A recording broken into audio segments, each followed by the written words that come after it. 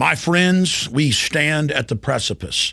The entire world is rushing towards World War III by any measurement or definition. The private offshore banks that dominate Europe and the United States are invading countries all over the Middle East, North Africa, and trying to start a war as well with Pakistan. This is all happening as the world economy is imploded and as the private central banks openly announce a private corporate bank of the world that our carbon taxes will be paid into. Our sources inside the Pentagon, in D.C., and at Fort Hood, Texas, as well as others, have confirmed that major armored divisions out of Fort Hood and other bases are set to be sent late in September into October into Libya, a full-scale ground war. Meanwhile, Obama comes out and says he doesn't need any authorization from Congress and that Libya is not a war. Now he's threatening to go into Sudan. They've got warships off the coast of Syria, and our media and senators are openly calling for war. The Russians are threatening to respond. Now the CIA has expanded drone attacks in Yemen, and that government, a supposed ally, is toppled. The former darling of the establishment, Hosni Mubarak, the 31-year dictator of Egypt, was overthrown by a U.S., British/Europe-backed military coup, and citizens are being arrested en masse. No protest is allowed. This is amazing. Al-Qaeda-backed forces in the east of Libya are now being augmented by U.S. and British special forces. But it doesn't stop there. Pakistan, months ago, told the United States, stop your thousands of drone attacks. Our country doesn't care. It's going forward with a supposed ally, driving them into the hands of China and Russia. U.S. warships have entered the Black Sea. Russia is saying that this appears to be a provocation. China and Russia are warning that wider conflicts could erupt from this. The word we're getting from our military sources and officers is that they've been told that basically a giant war in North Africa, the Middle East, and Central Asia is about to be launched as a political smokescreen for the financial collapse that's happening in the West, because they know populations in Europe, England, and the United States and Canada will rally around the government as the Depression intensifies if they're in the middle of a war. Also, the establishment can use staged terror attacks or provocateur attacks or real attacks launched by Muammar Gaddafi as a last-ditch effort to hold on to power. That can then be used to take our liberties domestically here at home. We're seeing the rollout of the TSA on the streets of America. We're seeing open spy groups being formed through pastors and lawyers and community organizers to spy on their fellow Americans. All of the classical forms of tyranny are now unfolding, and a giant multi-region war that will undoubtedly suck in China and Russia is now being launched. That's why they gave President Barack Obama, right after he got into office, the Peace Prize. They knew that all these new wars were going to be launched, but that they would be called peace. This is Obama's global peace tour. First, he's sold as this anti-war liberal.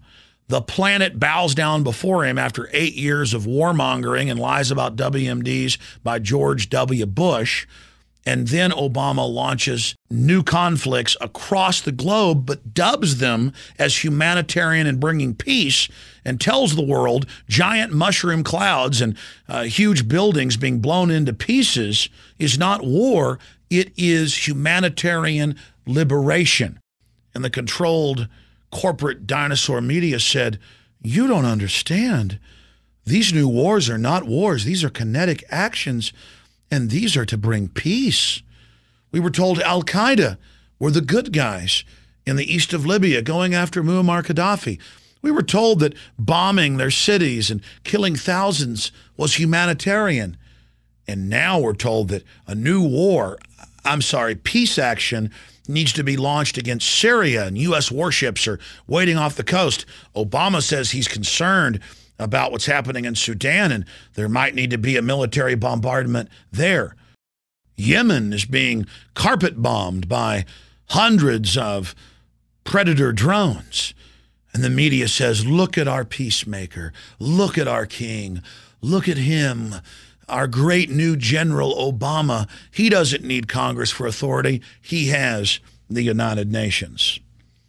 Ladies and gentlemen, last year at Bilderberg, and again just a few weeks ago at Bilderberg in St. Moritz in Switzerland, our sources who've been very accurate in the past have reported to us that this is part of a global destabilization program that is meant to lead to not just a multi-regional conflict, North Africa, Middle East, Central and South Asia, but to engulf China and Russia in destabilizing color revolutions.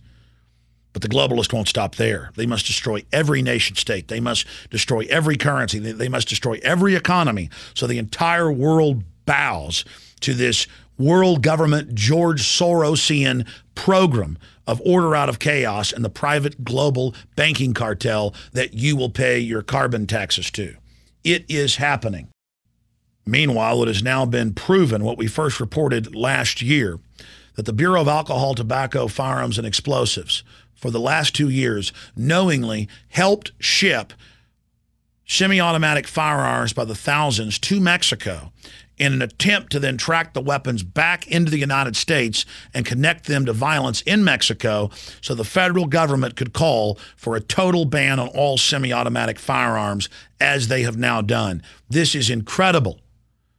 Another example of staged terror, another example of a frame-up, this time targeting the Second Amendment.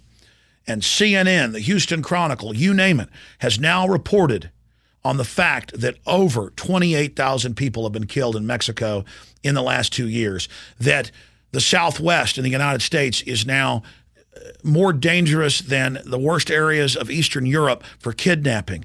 Mass graves have been found all over Mexico and on the Texas and California-Nevada border with dead children.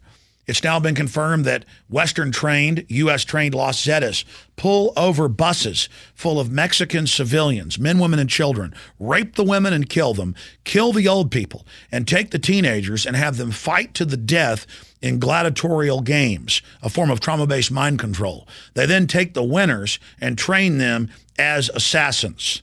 So understand, more people are dying a year on the Texas-Mexico border than died each year in Vietnam. A true war is going on. A completely collapsed society, a failed state, expanding into the United States, and it's not even on the radar. The media barely reports it. They've got their own giant armored vehicles. It's a full-on war financed by the criminal megabanks that are on record laundering more than $376 billion in just the last few years, are waging a war of drug consolidation, knocking out their competition in Mexico as the Latin American drugs are fed through southern North America. World War III is here. The whole world is going into crises. The domestic police state is unfolding against the people of our republic. We must take back Washington. We must take back our states. We must identify the fact that offshore private corporations have now hijacked our government and are using it as an instrument of global destabilization to bring in their world government on the ashes of our once free society. All of you Democrats that loved rebuking Bush for war, I certainly rebuked it as a constitutionalist, but all of you that thought it was trendy to be anti-war, now is the time to understand that we are at a serious crossroads and that Bush was only laying the groundwork for the next puppet that would come, Obama. Obama, the man of peace, the man of desolation, death, and destruction. This war that is about to engulf the world will be one of the most destructive, if not the most destructive in human history, and could lead to thermonuclear war. Please warn everyone you know. World War III is now upon us. Ask yourselves, what are you doing in this time of great challenge? What are you doing to unlock minds? Go to Infowars.com and PrisonPlanet.tv for the latest headlines and cutting-edge information.